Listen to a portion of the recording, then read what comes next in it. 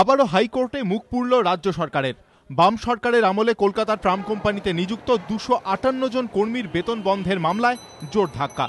2 মাস ধরে আদালতে কোনো তথ্য না জানাতে পেরে আদালতের রোষের মুখে কলকাতা ট্রাম কোম্পানির ম্যানেজিং ডিরেক্টর। গত বছর জানুয়ারির গোড়ায় কলকাতা হাইকোর্টে বিচারপতি অনিরুদ্ধ বসুর এজলাসে মামলা করেন সুদীপ দে, পারভেজ খান সহ কলকাতা ট্রাম কোম্পানির 51 জন কর্মী। তারা আদালতে জানান 2011 অক্টোবর থেকে বেতন বন্ধ। অবসাদে এক কর্মী আত্মহত্যা করেন। ওই মামলার প্রেক্ষিতে ট্রাম কোম্পানির বক্তব্য জানতে চায় আদালত। আদালতে ট্রাম কোম্পানি জানায় 2010 অক্টোবরে বিভিন্ন পদে 258 জন কর্মীকে স্থায়ী পদে নিযুক্ত করে তদানীন্তন বাম সরকার। নতুন সরকার ক্ষমতায় আসার পর বিভিন্ন পরিবহন নিগমে খোঁজ খবর নেওয়া শুরু হয়। তখনই দেখা যায় 258 জনের নিয়োগে অস্বচ্ছতা রয়েছে। এরপরই বেতন বন্ধ করার সিদ্ধান্ত নেওয়া হয়।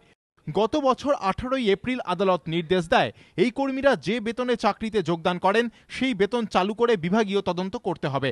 আদৌ নিয়োগে দুর্নীতি হয়েছে কিনা তা খতিয়ে দেখতে হবে। 2 মাসের মধ্যে প্রক্রিয়া শেষ করে দুর্নীতি হলে আইনানুগ ব্যবস্থা নিতে হবে, নতুবা যে বেতন প্রাপ্য তা চালু করতে হবে। অথচ ট্রাম কোম্পানি সূত্রে খবর, প্রশাসনিক দীর্ঘসূত্রিতায় সেই বিভাগীয় তদন্ত এখনও শেষ হয়নি। কর্মীদের বর্ধিত বেতনও চালু করা যায়নি। সম্প্রতি এই বক্তব্য হলফনামা দিয়ে আদালতে জানান ট্রাম কোম্পানির এমডি নীলাঞ্জন শাণ্ডিল্য। তার হলফনামায় তীব্র অসন্তুষ্ট আদালত বুধবার তার বিরুদ্ধে আদালত অবমাননার রুল জারি করে। 8 সপ্তাহের মধ্যে এজলাসে হাজিরা দিয়ে কেন তার বিরুদ্ধে আদালত অবমাননার আইনি প্রক্রিয়া চালু করা হবে না তা হলফনামা দিয়ে জানানোর নির্দেশ দিয়েছেন বিচারক।